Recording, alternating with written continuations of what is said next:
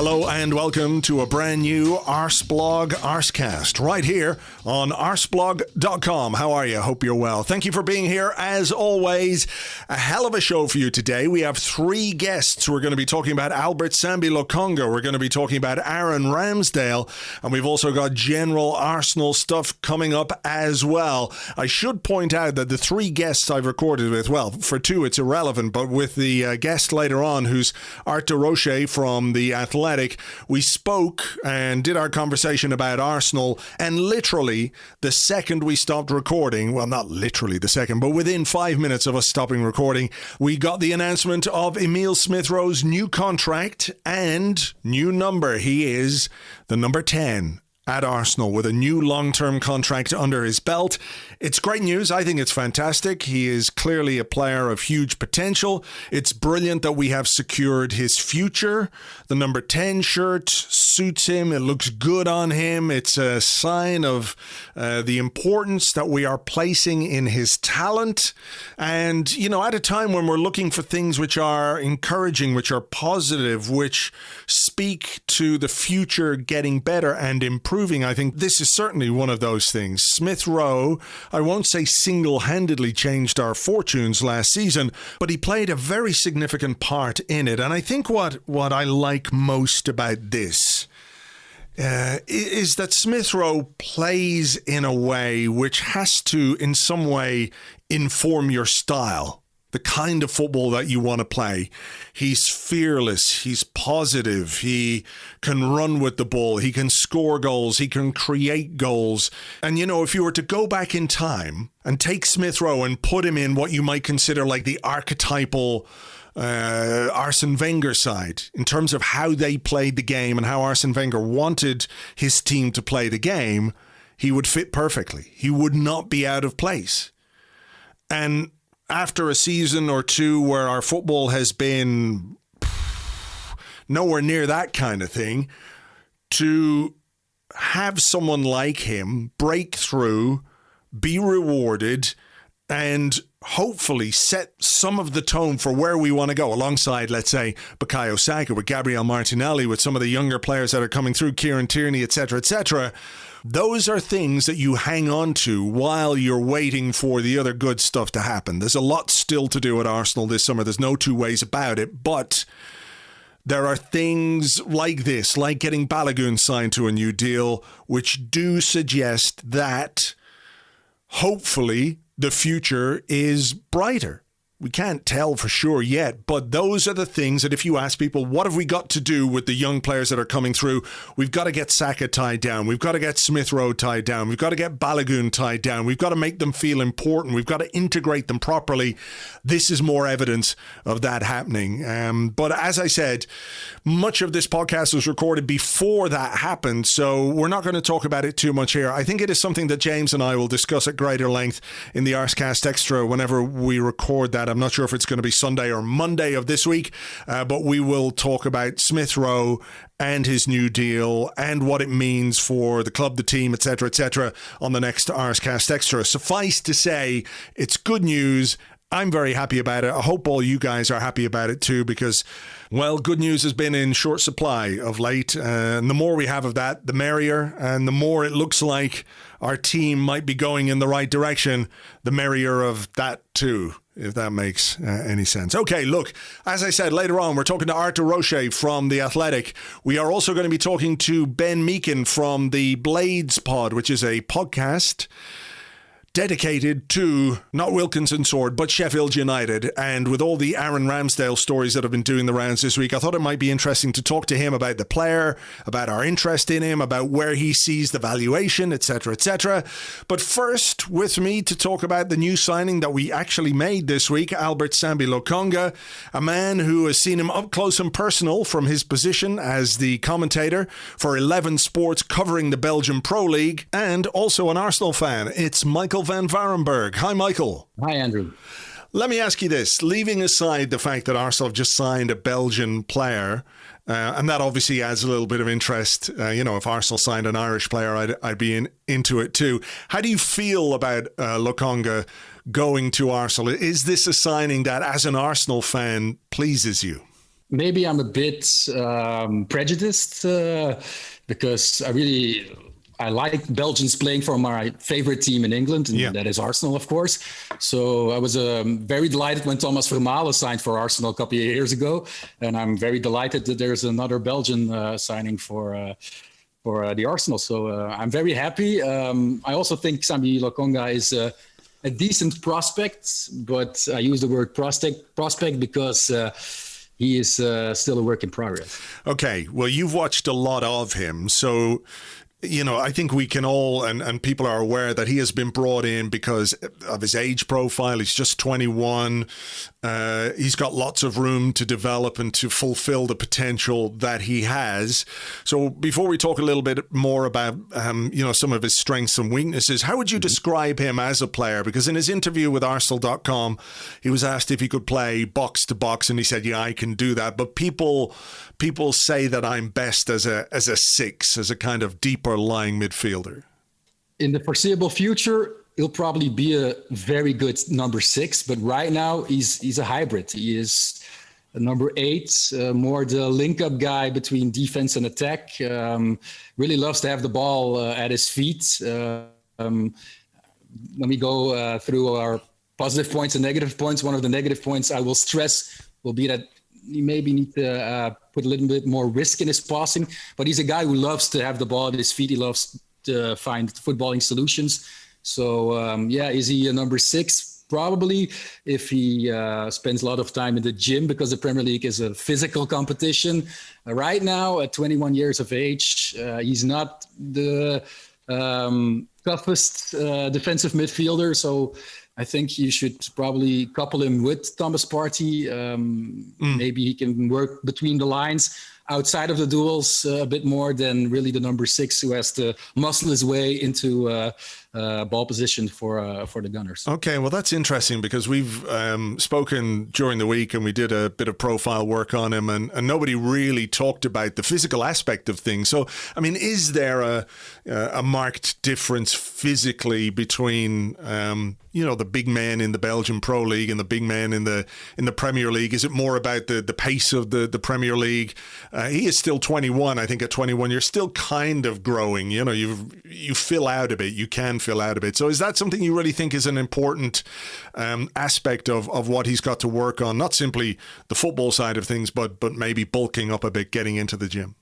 Yeah, his mentor is Vincent Kompany, and he's the perfect example. When Vincent Kompany joined Manchester City from Hamburg lots of years ago, he was also a bit thinner, slimmer than Vincent Kompany right now. Who's still in great shape, even though he's became a manager the last 2 years. But I think he really needs to bulk up because the Premier League, and it's a cliche, but it's a cliche I think that has some truth to it, is a physical competition where you really you need to be sound on your feet. You really need to be strong in the aerial duels and duels on the ground. He's a good recuperator on the ground, but I think for really to be the surplus that Arsenal needs right now in the defensive aspect of the game, he could use maybe, and I'll say it in the metric system, maybe 5 or 6, 7 kilos in muscle right now. Okay, we're going to talk about what he's like with the ball at his feet, in and out of possession.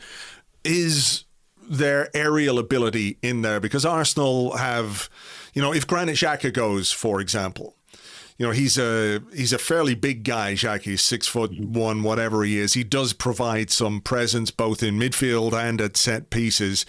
Is that an area of strength for him? How does he fare in that regard?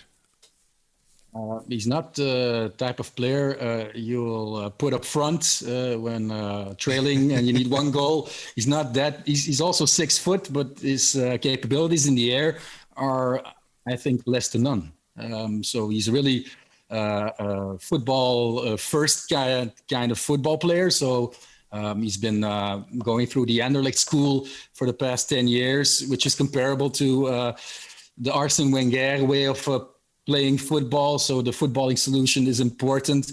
Fast passing, change of rhythm. So he's not he'll probably be the one giving the corner kicks and giving the free kicks, and not the one you'll put at the first post or at the second post, because he's not the, as I was saying, he's not a Hulk. He's not somebody who will muscle himself into possession. He has to use his brain more. His footballing IQ is off the charts, I believe. So that's where his strength lies. So set pieces, defensively or offensively. Defensively, no. Offensively, if he has to take him. Okay, that's interesting. Another thing that I suppose they're going to have to work on a bit, because that is, it's a bigger part of the game, perhaps, in the Premier League.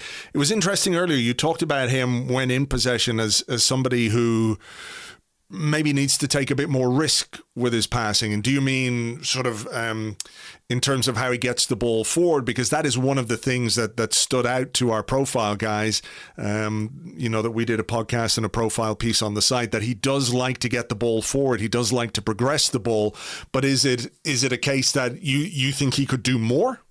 He likes to progress the ball, but he doesn't really do that in the final third of the pitch. So that's where, if you are a bit severe and you only look at statistics, scoreboard journalism, he has 78 games for Anderlecht, only 7 assists and 3 goals. That are not statistics that blow you away. And we're talking about a smaller league, a farmers league, as people in England like to describe us. So his numbers need to increase. And how can he increase those numbers? By taking more risks, by shooting more, because he has a strong right foot. The comparisons are easy to draw with Yuri Tielemans, who plays for Leicester right now. He already showed that he had striking capabilities from distance in the Belgian league, and he has improved that even more in the Premier League. And Sambi, he has that in his arsenal, pun intended, but he needs to take more chances. He needs to shoot more balls, and he has to, because he has a lot of vision, he has to progress the ball up until the box and then give the final pass. Because right now he's more the player of the pre-assist than the assist, and I think he has the possibility to become also the player who can give the final ball. Okay, interesting. What about, his defensive work then? That is something that people will be looking at. His positioning, it was suggested that he's maybe a little bit rash when it comes to his tackling and what have you, but reads the game very well. I mean, you talked about his footballing IQ. There's whatever, how you want to describe it. He's cerebral. He can see the game. He can read the game, but perhaps can be a bit impetuous. Is that just simply a case that he's young and relatively inexperienced, and those are things that players often develop with time? Yeah, I agree with you. I think Mikel Arteta is the best manager to learn him as he was in his own career as a player, number 8, who really did not anticipate in a wild manner that Sambi Lokonga tends to do sometimes. But right now, the biggest asset Sambi Lokonga has is that he is somebody who has I don't know if we can say this in English, but he has a large action radius. His heat maps show that he'll be left, right, center. He's a very physical, strong runner without the ball and with the ball at his feet. So he sees where to cut off the passing lanes. And that's important in the Premier League, where counter football and recuperating the ball and starting a counterattack is golden these days. When you talk about the football of Jurgen Klopp, it is built around that. And he sees that, but sometimes he forgets that there's nobody in his back. So he leaves space. He leaves his position and he leaves space, and that can work negatively for your team, of course. Okay. What else? I mean, if there was one more thing you would say he had to work on, having joined Arsenal, having taken a step up, I suppose, in terms of the league that he's playing in terms of how challenging that is, what would be one more thing that you think he is going to have to really focus on to become a success at Arsenal and in the Premier League? I think he has to lower his expectations a bit, because I don't think he was the captain at Anderlecht. I don't think he'll be playing each week in, week out. I don't know if he'll start the game against Chelsea. All depends if Xhaka stays or not. But if Xhaka is there, I think Arteta will give his confidence to the Swiss player who is experienced, who had a great Euro, much better than his past 2 seasons at Arsenal. So if he's there, he'll probably be a substitute. So he has to be ready. That he'll probably have less playing time than he's used to the past couple of seasons at Anderlecht. But he's a very intelligent player, and he'll pick up the demands of a stronger and faster competition quite fast. He'll show in training to Arteta that he's up to the task. So if Xhaka might leave, that will be a golden opportunity for him. But then I have to repeat to the Arsenal fans who are listening, you have to show patience because he is a work in progress. He's only 21 years of age. I do think that he will not get a Smith Rowe treatment with a couple of loan spells. I think he'll be certain to stay at Arsenal. But it could be also that he needs a couple of months to adapt to the faster pace that other players are common to in the Premier League. What can you tell us about his character? I watched his interview that he did with Arsenal.com. He speaks really good English, which of course is going to be a help. It is one of the things I think that can make adaptation more difficult or certainly take more time when a player arrives and they have to learn a new language. That's not going to be really a consideration for him. He speaks really good English. He was the captain of Anderlecht. In terms of his personality, in terms of his character on the pitch and off the pitch, what can you tell us? Well, he has leadership capabilities. His coach, Vincent Kompany, thinks he's a natural leader, and he's the right person who has an eye for these kinds of things. So that's definitely not a lie. I don't think in the dressing room will be the timid type who is scared of Aubameyang or scared of other experienced players. No. And as you said, his English, it only needs a bit of a dust-up, I think. Yeah. You reminds me a bit of Thierry Henry speaking English when he first arrived at Arsenal. In Belgium, we say with a tad bit of hair on. So, but that's a lovely expression. He understands what the coach has to say. Yeah. So that won't be a problem. And character-wise, he is somebody who has his feet planted firmly on the ground. He is not somebody who is flashy, posh. He has incredible grace with the ball at his feet. He reminds me of Abu Dhabi when I see him playing. Less injury prone, of course. And we have to hope so. That is really the case. But he's ambitious, very driven, but not arrogant. So I think mentally he has the right character traits to succeed at Arsenal.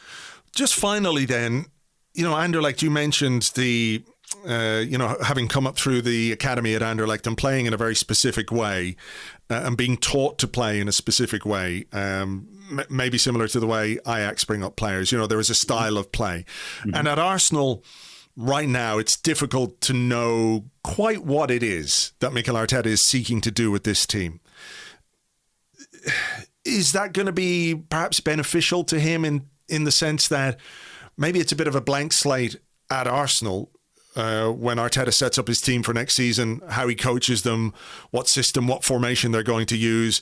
And he too, at 21 years of age, is again a bit of a blank slate as a player that you've got him at an age where you can mold him into what you want him to be. Yeah, he's... in the youth ranks, he was certainly always with the ball at his feet, dominant football. I think Anderlecht has an average of 80% possession from 14 years up until 17, 18 years. Wow. In the Belgian league, the past seasons, the first season he really broke through. Anderlecht was in shambles, was really... they have lots of financial troubles. They had to sell their best players. And he came through in a time when Anderlecht could be compared to the Arsenal of last season. But in 2020-21, he played the top of the league. So he's also managed to play the big games pretty good. much better than his first season. So I think he knows how to adapt himself to the demands of a team. If Arsenal start the season well and they play the way they are accustomed to playing under Arsene Wenger, and I do believe Arteta really wants to play that kind of football, but had to be a bit flexible the past 2 seasons. So that all depends, but I think he is capable of making the switch in his head and really doing what the coach demands of him. Okay. Very finally then, leaving Sambi to one side, as an Arsenal fan, what are you hoping for the rest of this transfer window and to sort of get you invigorated for next season? Do we have enough time to answer all that? Well, I'm glad that there's been 2 additions, Tavares and now Sambi Lokonga. But if we're really honest, I think maybe in defense we need an incredible stalwart in the central role, because I really believe that the players who are there right now are not really going to cut it if we want to step up a level. Maybe it's a blessing in disguise that there's no European football at Arsenal. It's been an eternity since that has happened, but that means the focus can really be on the domestic side of things. And I'm really glad, because then we only have to see Arsenal and hopefully not struggle one time a week. But if I'm really honest, there should be an addition, an experienced addition in all lines right now. So you're talking about defense, midfield, and attack. Yeah. Okay. So yeah. Well, look, but it's also it's also a Corona pandemic. There are probably not the money available is not as big as in a normal season, I would suppose. There has been talk also about new incoming investors, or maybe Kroenke selling his shareholding.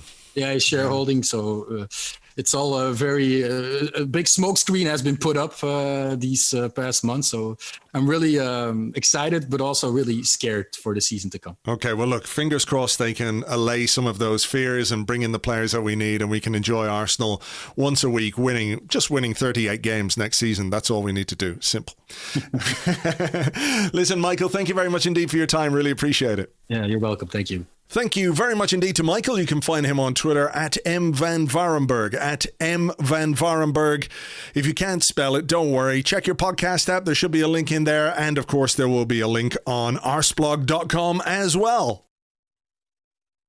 Now, Arsenal's reported interest in Sheffield United goalkeeper Aaron Ramsdale has certainly got fans talking anyway, that's for sure. There's a reported £30 million price tag on the 23-year-old in a summer where we've got lots to do. It seems like a lot of money, but what about the player himself?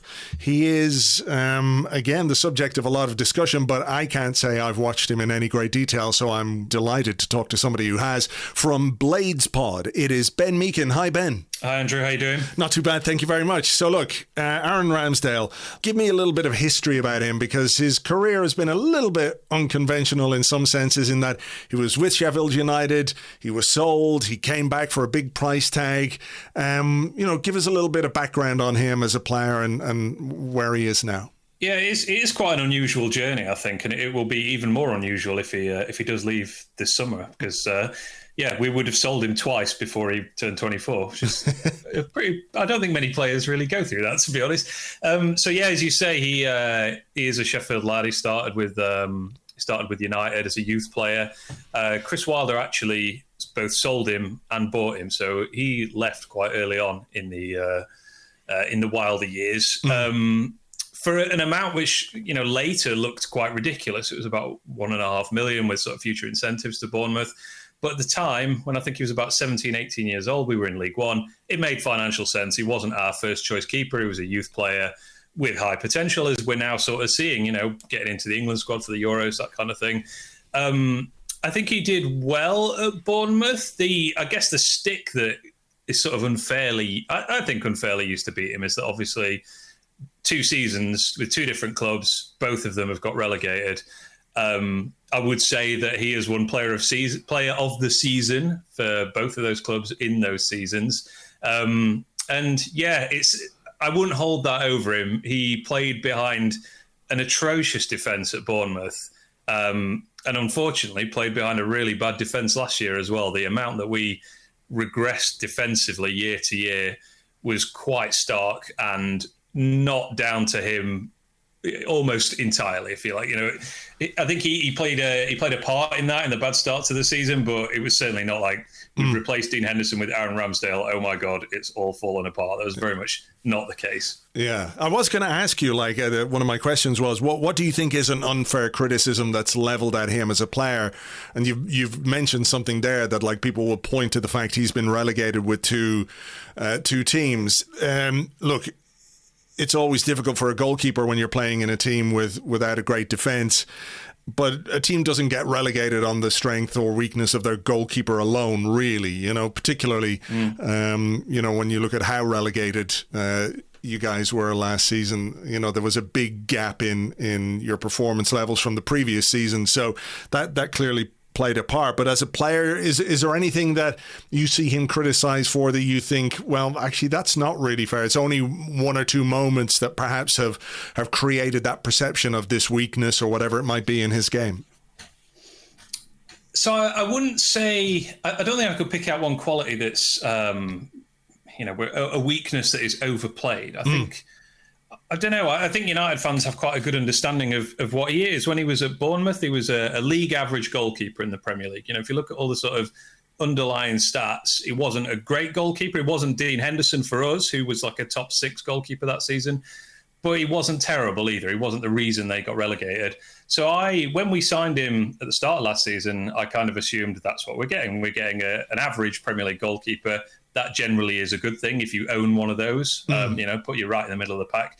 He started really badly, or rather he started below par and then had a couple of months really where you could sort of see the pressure had got to him a little bit.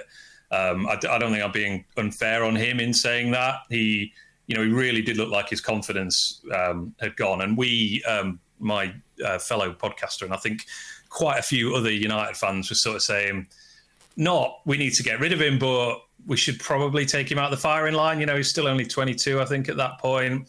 I was just thinking, I think we were going to Old Trafford, basically. We hadn't won for goodness knows how long at that point. And we're thinking, oh my God, this could be horrific. Like for him, we don't want him to have to go through that. As it happens, he played really well at Old Trafford. We won that game, bizarrely, our only away win of the season.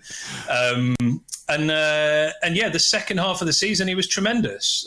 It was, I wouldn't say it was an instantaneous flipping of a switch, because he still had a few dodgy moments after the Old Trafford game. But there was some, I would say, for 3 months at the end of the season, he was absolutely outstanding. I think you could make the case he was the most in-form English goalkeeper in the back half of the season. Absolutely brilliant. No signs of, lack of confidence or technique. I think a thing that we sort of saw at the start of the season was he'd save the shots you'd expect him to save, but he would very rarely save, something right in the corner. The sort of real value add that you get from the top goalkeepers. So there was a lot of, which we did see with Henderson quite a bit the previous season.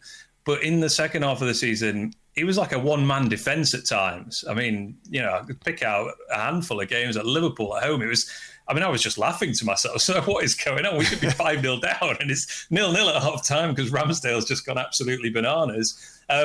So I think that's, I kind of mentioned about his confidence, and I think that's such a big deal that he was able to turn that round in a season that didn't really get better for us in terms of, our fortunes on the pitch, if you like. I know we picked up 20-odd points towards the end of the season, but we were down from November, essentially. It wasn't like we went on a great run and had a redemption story. So I think that's massively to his credit. I think that's something that if he does go to Arsenal, I imagine that will be a sort of concern. It's like, can he handle the pressure of, making that step from two teams that have battled relegation to one that has aspirations to get in the Champions League. But yeah, he looks like a pretty strong-willed customer, to be honest. And he was quite flappable in the early months, and is doing a good impression of an unflappable goalkeeper now. So right. Yeah, he was very candid about his his confidence and his form, like around that sort of period. But then, really stepped up at the end of the season. Do you think that those performances are more in line with the potential that he has as a goalkeeper and as a player than the poor run of form that I think obviously has, there's no hiding place anymore in football, is there? That if you go through a poor run of form, it takes a hell of a lot for people to reassess the judgments that they make on you during that period. So you can be terrible for 3 months and maybe it takes you 2 years before people will go, well, actually, look, this guy's not bad. As someone who's watched him a lot, what do you think is closest to him, the true him, if you like, as a player? Arsenal have a similar scenario, let's say, with Joe Willock, who went on loan to Newcastle, went on this incredible goal-scoring run of form. It's unbelievable. But, he's not going to do that next season. He's not going to score 7-8 games in a row in the Premier League. It just seems impossible. It's not that he won't score goals. He will, but just not with that frequency. So, is Ramsdale capable of producing those performances on a more consistent basis?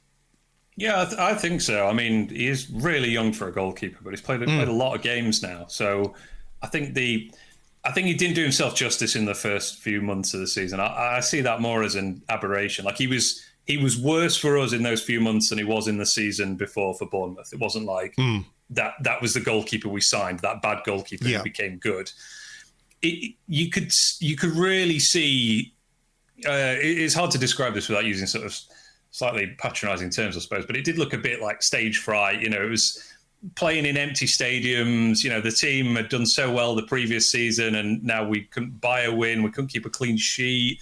Couldn't score a goal. So you could just see all that kind of stacking up on top of him. And there were things where he just like the basics were, it just deserted him. It like he got the yips in golf or something like that. He was dropping easy catches, kicking it to straight into touch, this kind of thing. So I really do think that he solved that over the sort of back half of the season. And I don't think he's. I mean, maybe we can come on to the what I think of the fit for Arsenal. I suppose I don't think he's at that level yet, but 23, he could get there. He has the tools for sure. What about, the idea that Arsenal under Mikel Arteta are a team which wants to play it out from the back quite a lot now? They want to be a possession side. It looks like that's the way he's trying to set things up. So with the ball at his feet, and obviously under Chris Wilder and the setup that you had, particularly in the first season back in the Premier League, you played a very distinctive style. How is he in that regard with the ball at his feet? Is he somebody who reacts well to pressure? Could he deal with a high press, for example, which is an area that Arsenal have struggled a little bit with when we try and play that way and teams decide, okay, we're going to press you high. We can get a little bit panicked. You need assurance with not just the defenders, but with the goalkeeper these days if you want to play that way. So how is that going to fit if a deal went through? I think like with a lot of Ramsdale's game, that he's okay at that. I mean, the thing, how is he dealing with building from the back? The underused is the word I would use there. By instruction. I mean, look, and I really wish Chris Wilder was still the manager, and the way that the approach that we used in that first season absolutely worked, but I think a lack of willingness to deviate from that definitely harmed us last season.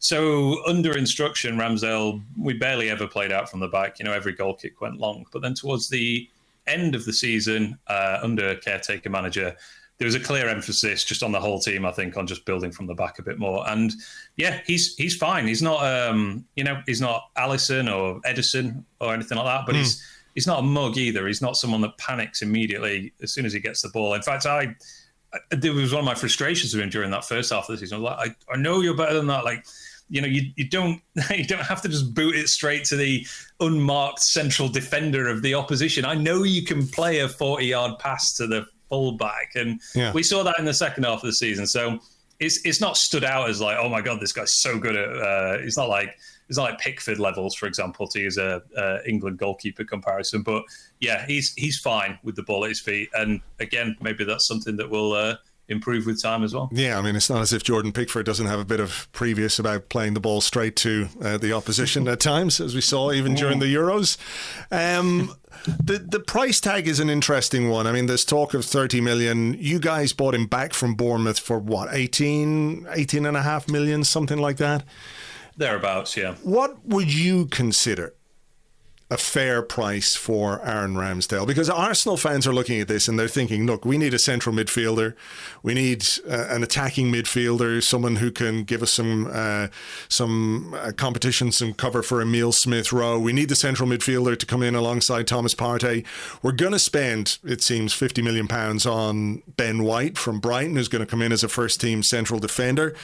And they're looking at a spend or a projected spend of, between 20 and 30 million pounds for a goalkeeper who's going to come in as number 2 to Bernd Leno, certainly this season. I don't think you spend that money on a goalkeeper unless you think he is capable of being your number 1 goalkeeper.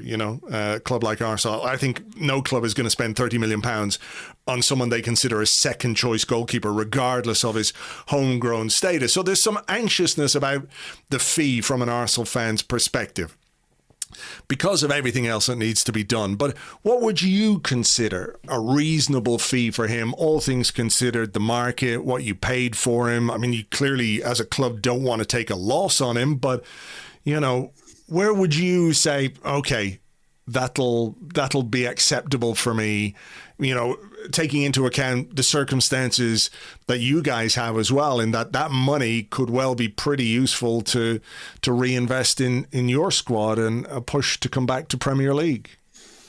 Yeah, I think that amount of 30 million is hard to turn down. I think any less than that, it becomes easier to turn down purely because of how much we paid for him, 12 months ago. The fact he is young, he is getting into the England squad now. He's theoretically ironed out those kind of early kinks in his game from when he first came back to Bramall Lane, if you like. I'd be really frustrated if we sold him for. I mean, to be honest, I don't want to leave. Full stop. It's just 30 million as a Championship club. That is hard to turn down for a position that you can presumably find an adequate replacement for. If we were still in the Premier League, I mean, I'd be talking like I wouldn't want to sell him for anything less than 50 million, which I know sounds farcical, but that's the value of a young goalkeeper, like who's established in the club. He's forming those relationships with the defenders. He's, as I say, he's played I think every minute of the last 2 seasons in the Premier League. There's not too many young English goalkeepers like that. Where we are at the moment, as I say, I think it would be hard to turn down 30 million. But at the same time, as you've alluded to there, it doesn't seem like a move that makes much sense to me for anyone apart from Sheffield United at that amount. Because I'm scratching my head. I mean, I'm generally quite cynical about a lot of football transfer rumours, but then I saw this was reported in like The Athletic and stuff, and I realised there is some, it has some legs. But it just doesn't make sense to me that Arsenal would spend that amount on, as you say, a backup goalkeeper. I'm under no illusions about what role Ramsdale would have in the probably short and medium term at Arsenal. And then from his point of view, does he want to go and... I mean, look, Arsenal, obviously, as I say, aspirations a lot higher than Sheffield United, certainly for next season. But does he want to go and, having just played every minute of those 2 seasons, does he want to go and just play League Cup games for the next couple of seasons? As I say, just getting into the England squad. Will he be out of the England squad if he's not playing football at all? I don't know if I'm insane to think he's more likely to stay around the England squad if he's playing every week in the Championship than if he was... warming the bench or second or third choice at Arsenal. So, yeah, I don't know. I don't... This move makes no logical sense to me. But to answer your question, if Arsenal want to give us 30 million, I think we have to accept it. Yeah, I think it has to be a long-term investment, if not for next season. I mean, look, it's not beyond the realms of possibility that if we spend that much money on a goalkeeper this summer, he could be the first choice. There is an issue with Bernd Leno. They don't seem willing to give him a new contract.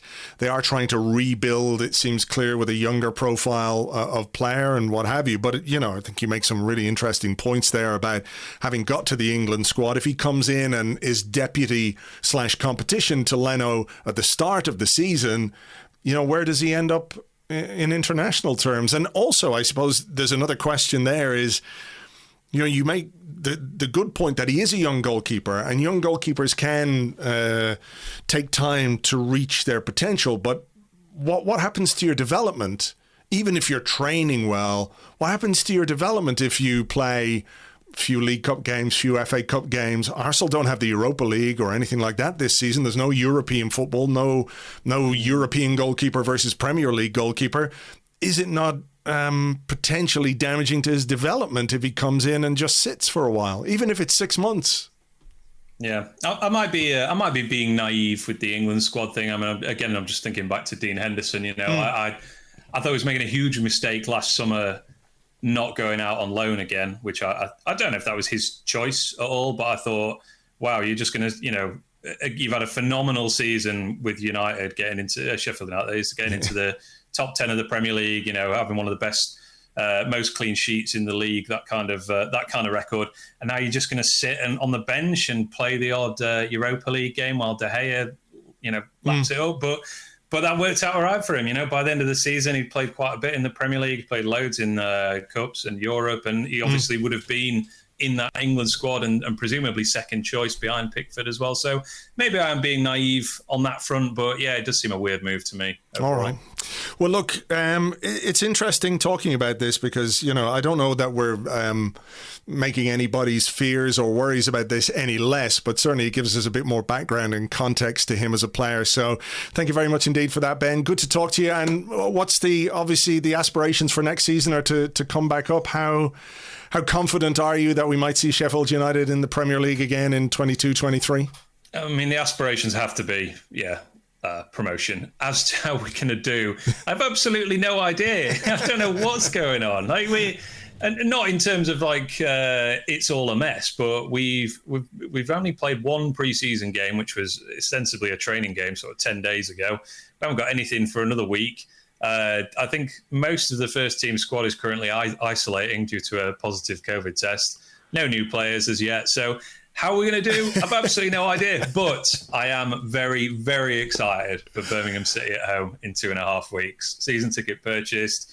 Get me back in Bramall Lane. Cannot wait. Well, that's the thing. Back in the stadium, which is great. Well, listen, good luck to you and to Sheffield United next season. And we'll chat again soon, hopefully. Thank you. Thanks very much. That was Ben Meakin from Blades Pod, a podcast dedicated to Sheffield United. They're on Twitter @BladesPod, @BladesPod. And we'll just have to wait and see what happens with this Aaron Ramsdale thing. Are we interested? Yes. Are we interested at £30 million?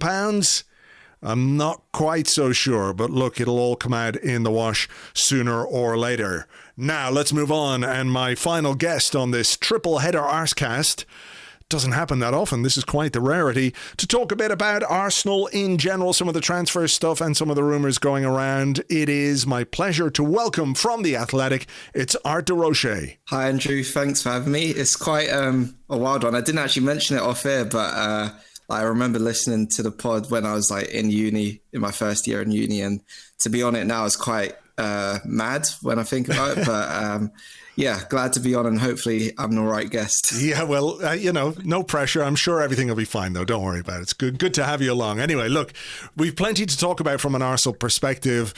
The week that we thought we were going to have, or the club thought they were going to have in terms of the pre-season preparation, has obviously taken a bit of a hit because of the withdrawal from the Florida Cup, because a couple of staff members, I think staff members is the broad term that was used, tested positive for COVID. Subsequently, Inter Milan have pulled out. There was talk that they might pull out anyway.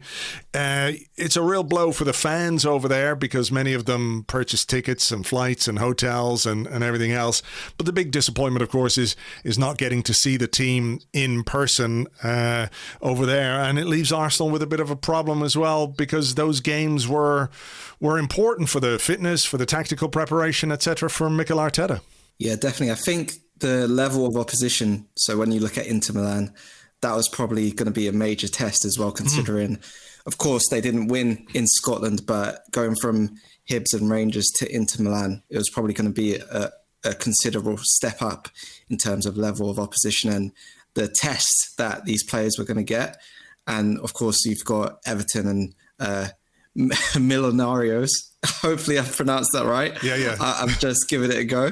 But they may not be as good as Inter Milan, but still, I think the level of competition that was going to be there was probably one of the reasons that Arsenal wanted to participate. When you look at the week now, I think it is almost like damage limitation. What can you do now? Of course, we saw it was only a small number of cases, which is the little bit of a positive you can take from it, that there may be still an option to do some behind closed doors friendlies with the group that haven't tested positive and don't have to self-isolate. But it is still very much a kick in the teeth, especially when you're that close to it. And I think fans, if they weren't from Florida and they were traveling to the games, they probably were almost set to go and travel. So for those guys and those fans who were so close to seeing the players in person, I think, it's a massive blow. But hopefully it doesn't derail the team as much as it has this week. Yeah, well, true. And look, I know from experience when Arsenal go on tour somewhere, it's an amazing experience for fans who may never get a chance to come to London and watch a game, or come to Europe and see a European game or something like that. So I know that, it's going to be really difficult for a lot of those fans. But hopefully at some point in the future, when the world is a little more normal, Arsenal can get back out there and get back, and those fans can get a chance to see the team. Do you worry at all about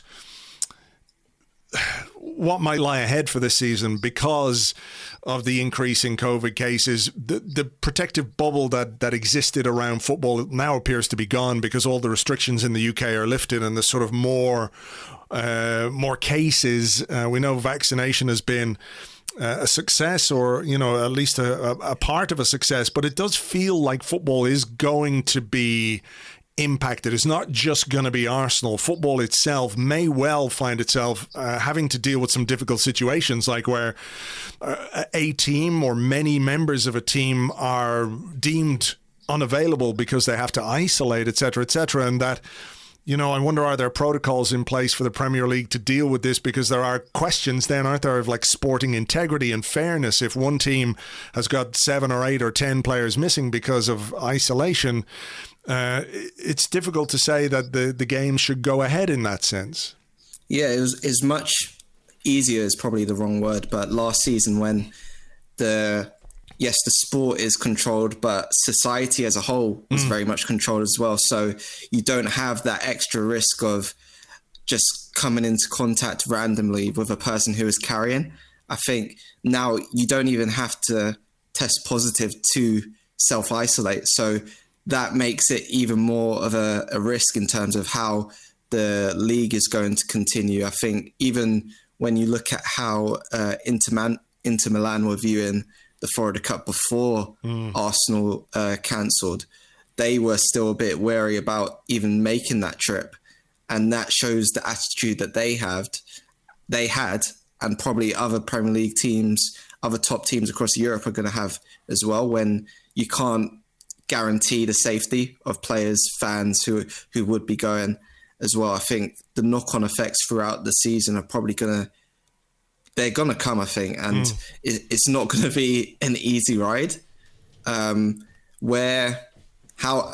they're able to make it the ride a bit easier, I'm not sure yet, because I'm not a doctor. But I would hope that there remains some control. Maybe, I'm not sure if there's a way to ensure players aren't coming into frequent contact with people who may be carrying. But again, that goes into a discussion where you probably can't even fathom how to do that, because you can't really restrict their movement. If they want to go to a shop, or if they want to go to the cinema, and it just so happens that someone who's carrying is in the cinema, you can't really do anything about that. And they've all got families and friends and kids and supermarkets and life in general. It is going to be a really interesting one to see how it goes. But look, hopefully hopefully people can stay healthy and people can stay, on board with the not the restrictions, but I guess the kind of behaviors that help them keep it in check a little bit during the last lockdown. Let's leave COVID to one side. I want to ask you a question. We're 3 weeks from the start of the new season, more or less. Could actually be 3 weeks from today, actually, when Arsenal play Brentford. We're all focused on signings and the transfer market and what have you. But before we get to that, what are you most interested in this summer during this period? What is the thing, obviously you could say players or players coming, players going, but is there anything specific that you are curious to see about how this transfer window plays out? I think the main thing that interests me is what do the arrivals mean for the direction of this Arsenal? Because over the past couple of seasons, so say the post-Wenger years, the profile of player hasn't really been what it used to be. And I think how, say, Nuno Tavares, he's probably the most obvious in terms of what the plan is for him, being a backup to Kieran Tierney. But then Albert Sambi Lokonga, I think he's probably the most promising so far, just because it gives you a bit more of scope to play around in midfield. Yeah. And I think obviously we're now 15 years since the Emirates officially opened. And in that time, I was probably most fond of watching Arsenal play when they had creative players who you just stack the pitch with creativity, basically. Rosicky, Hleb, Fabregas, Nasri, some of them playing on the wing, but it in the end, they're all going to come inside and just play off each other. And I think that's what interests me most. How are you going to try and get back to maybe not exactly that, but move away from a static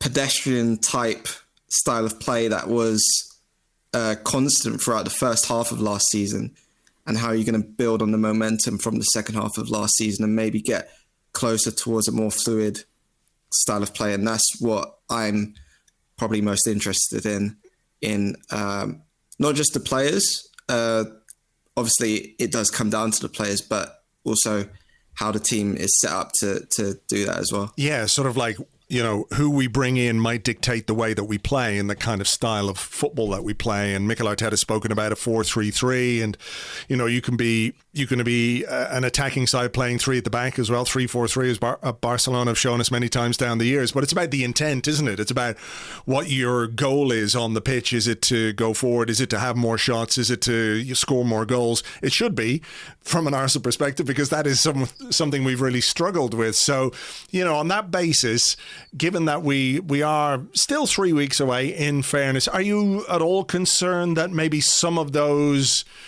signings that we would like to see, which give us indicators of where the manager wants the team to go, haven't happened yet? I mean, like you say, Tavares is a backup left back, and it's good that we've got that because we suffered without Kieran Tierney. Midfield, as we know, has needed some work and still does, but Sambi Lokonga comes in and he's got plenty of potential, as one of our guests earlier in the show has spoken about. So, you can see some encouraging signs in those things, but it's the big ticket items that have still to happen, isn't it, really?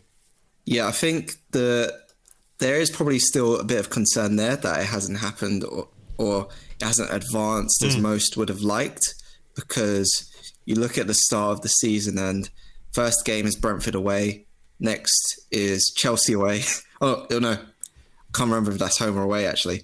But Brentford, Chelsea, Manchester City, that are a very tough 3 games. I wouldn't want to underestimate Brentford one bit, because although they're a promoted side, they're a very good team, and I think they will give Arsenal a very good game. Yeah. So that start, you need to almost hit the ground running, basically, and maybe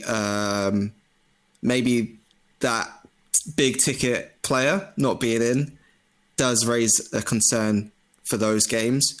But with the transfer window being a bit longer than it has been in in past years, that's where I guess the hope remains that it can get sorted for the rest of the season, because and people will know how much of a big Emile Smith-Rowe fan I am. I don't think that Arsenal can rely on him for an entire season alone. Not just because of the physical side of things, but also I wouldn't really want to be going into a season with just one creative midfielder. I would want him to be able to play off somebody else during games as well, similar to what he did with Martin Odegaard for the second half of last season. So yeah, I think it's still a concern at the minute that hasn't advanced as people on the outside would have liked. But I would hope that that's an area that gets sorted before the end of the window. Yeah, I mean, I think it's different, but I think as the Kieran Tierney situation showed, that when you've got a really good player who's vital to the way you play, if you lose that player, you lose so much from what you're trying to do. And you can maybe question how you go about dealing with scenarios like that. But yeah, if you have one creative midfield player and you lose him, then you're in big trouble. So that signing is a really important one. If I were to put you on the spot right now and say that before the Brentford game, you could make one of the following signings. So it is that second creative midfield player, whether it's James Maddison or, Martin Odegaard, even though that's very unlikely, that player, or the central midfielder that everyone pretty much acknowledges we need to play alongside Thomas Partey. Which one would you do before the season starts? I would 95% go with the creative midfielder. Oh, that is interesting. Why? I mean, why? I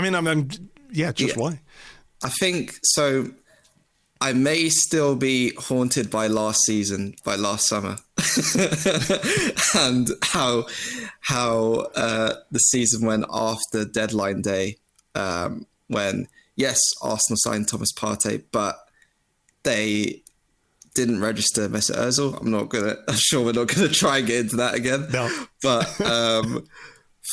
until Boxing Day, they didn't have a creative midfielder, and I think that that, in my eyes, is a priority, especially now that Lokonga's through the door. I think that, yes, Granit Xhaka's like probably one of the most influential players in the way Arteta set up last season. But I would rather have a bit more flair's the wrong word again, but just someone who's able to move and get the ball into the final third. I'd rather have that, knowing that we have, Arsenal have Lokonga and Partey there, as well as Mohamed El Neni, who I know I know he's not everyone's favourite, but for the time being, he will do, I'd say. Right. That's interesting, because I think I go the other way. I think the presence of Smith-Rowe gives us a bit of time to find the guy before the end of the window, to find the creative guy before the end of the window, whereas I feel like we're just a little bit weak in that central midfield area with Sambi, who's going to be, someone who develops over the course of the season. El Neni, I think he's a perfectly serviceable Premier League player. He's not very exciting. We know what he is right now. I think we know he can play okay alongside Thomas Partey, who has at times lifted the level of those around him. But I just feel like going into not necessarily the Brentford game, but certainly the Chelsea and Manchester City games, if we had that midfield position sorted, that partner for Partey, I just wonder if it would give us a better platform. But look, whatever way we do it, I hope we just do it. We've got to get that attacking midfielder in. We've got to get the central midfielder in as well. So, well, interesting. Okay, now let's talk about a couple of rumours that have been doing the rounds. And before we spoke here, before we got started, you said, yeah, I'm sorry, I had to go out in the garden and compose my thoughts about something. And that something was Tammy Abraham. So that's an interesting place to start this discussion. Arsenal are being linked with, James has written in The Athletic, that they are interested in Tammy Abraham. They were interested in Alexander Isak as well, another striker. So it's not as if they've just decided that they would like a striker. You can see why as well, can't you? With Aubameyang getting a bit older, Eddie Nketiah is going to be out the door, Lacazette in the last year of his contract. Ideally, I think you should try and sell him to recoup some money. And after that, you got Balogun, who's never played a Premier League minute. It's a lot to ask of a young player to come in and do that. So a sort of mid-age striker is understandable. So where is your head at with this? Because I think you can see, if you step back from it, some logic. But I think as Arsenal fans, and I don't want to speak for anyone else, I'll speak for myself entirely here, but I suspect this is something that people might connect with. I have some deep-seated trauma about signing players from Chelsea. And it sort of colours my view on those deals. So where are you at with that? Yeah, I think my issue doesn't come from that, surprisingly. Right. I actually think Tammy Abraham is a good player. I think he's a cool guy. Where my confusion has come in is, how does he fit into a Mikel Arteta striker role? Because we've seen since Arteta came in, he's tried to kind of merge Eddie Nketiah, Alex Lacazette and Pierre-Emerick Aubameyang into almost the complete forward that can do everything. And yes, it maybe, I'd say Lacazette is probably fit into that mold better than the other two, but he's still not that player. And I don't really see Tammy Abraham as that player either. I think he's probably more, and I think people maybe get confused about what he's good at. Because he's so tall, people think he's just going to be that target man, but he's not really that guy. He's very good in terms of the use of his body. He can move well and he gets into really good positions. But when you actually sit down and watch him, I think one of the areas where he can improve is being a bit more aggressive with his body and being that guy that can hold the ball up consistently and bring up others into play. So that's where my kind of confusion came in, because again, just speaking from a personal point of view, I do think he can probably improve and get to a decent level at that. But I also would think that there may be better options out there.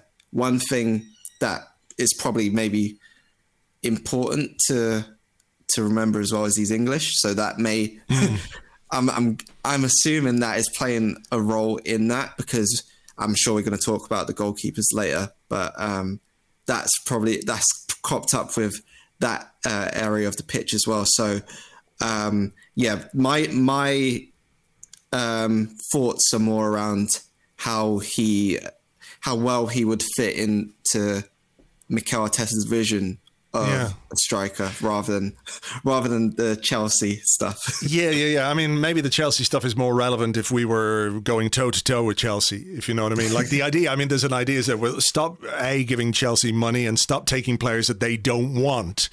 Can you bridge a gap if you're consistently taking players who your so-called rivals no longer want?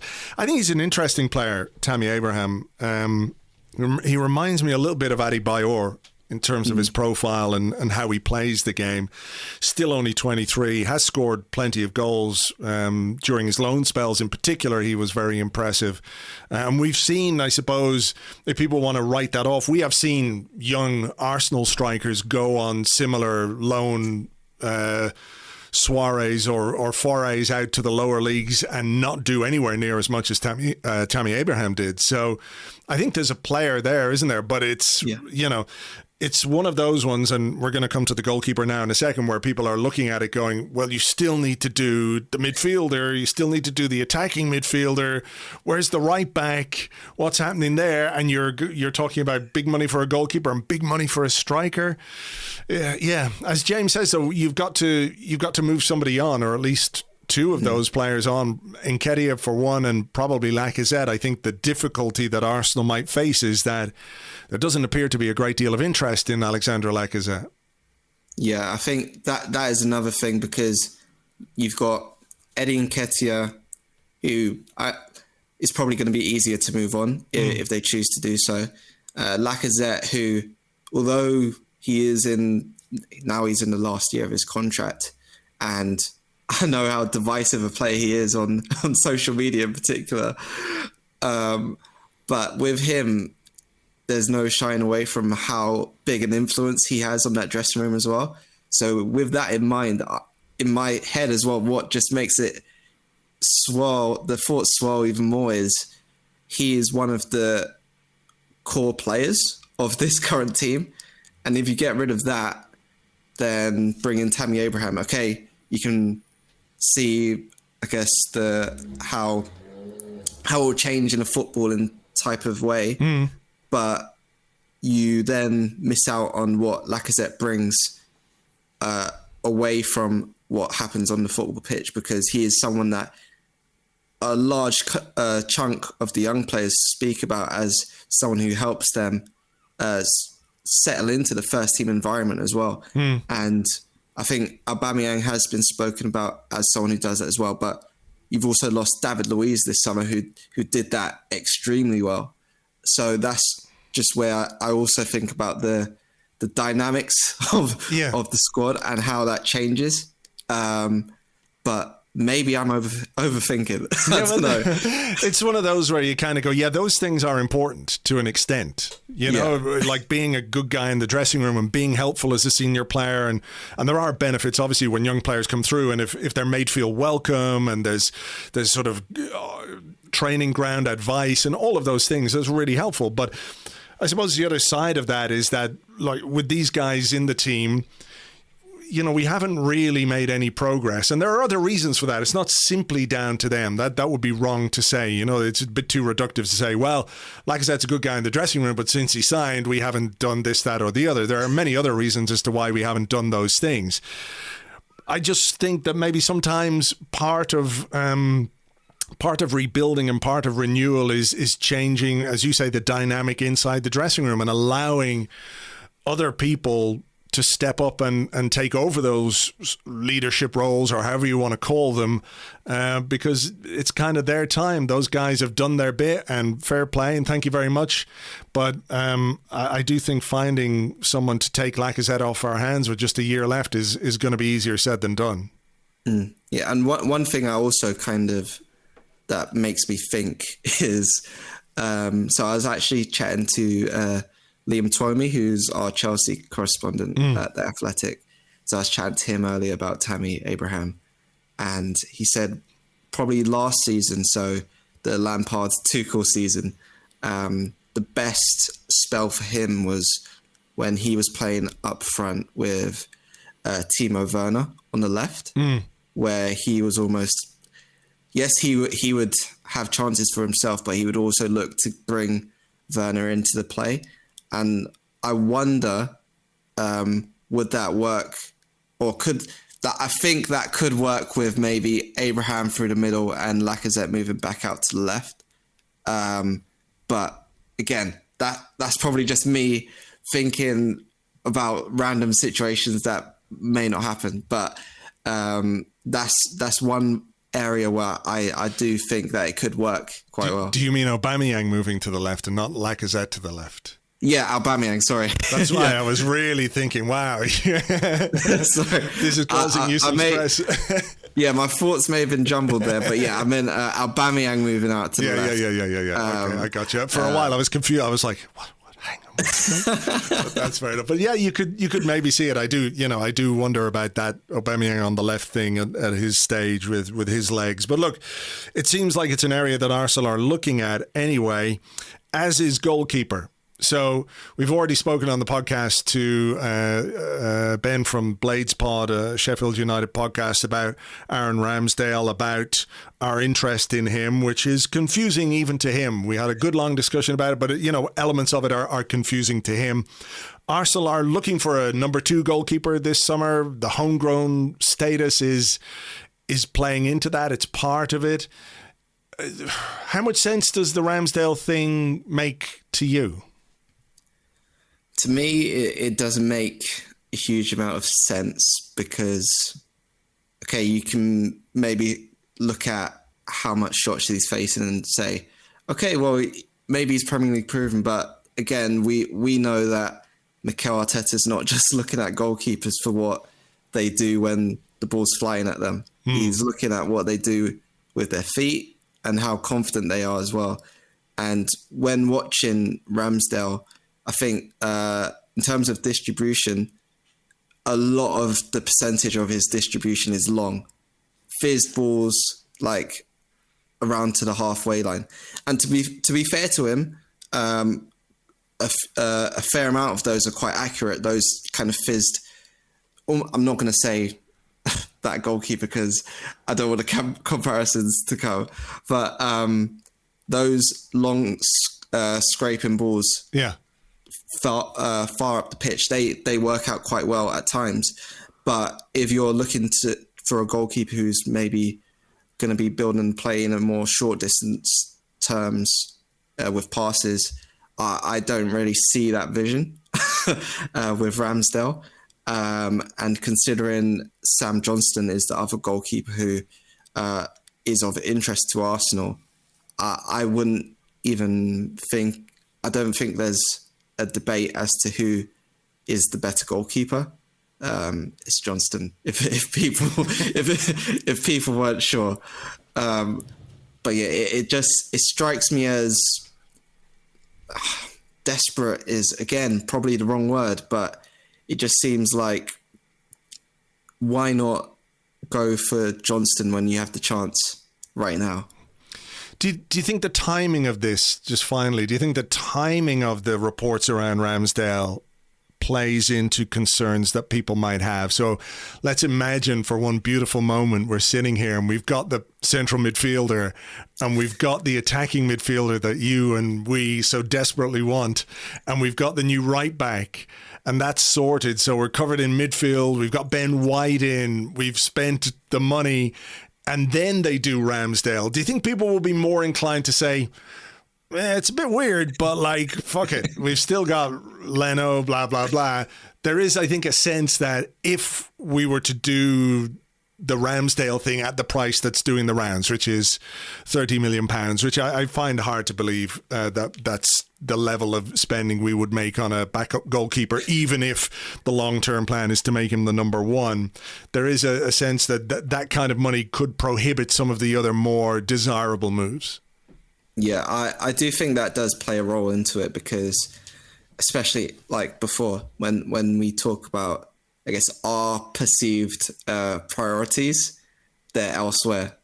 But I guess one thing that maybe plays into that is because those positions are much harder to fill, it probably takes a longer amount of time to get those deals done.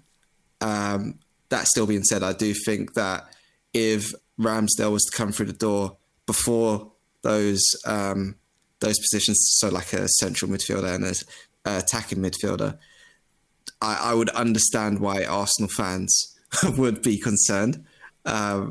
And if he was to be the last one through the door, I do think there would probably be more of a reluctant acceptance that he's come through the door. Yeah. Sorry, the final one, when you said the last one there, I thought you were meaning that would be the last signing of the summer. I was going, there'd be riots. There would be riots. No,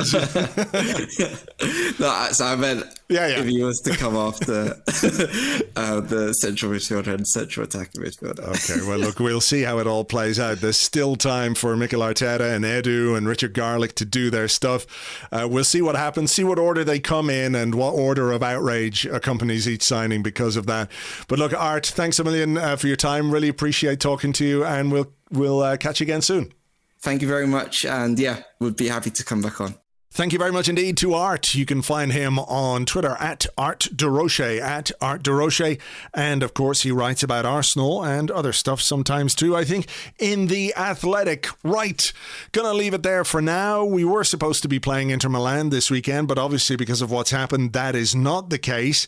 James and I will be here at some point over the next couple of days with an Arsecast Extra. I'm still not 100% sure on the schedule for that one, but we'll try and make it as close to Monday morning as possible. It really all depends on other things that James is committed to and whatever schedule he has there, but we will work around them and make sure that we have a podcast for you. As ever, thank you for being here. Hope you enjoyed the show. Have yourselves a lovely weekend, whatever you're getting up to, and we will catch you on the next one. Until then, cheers, bye-bye.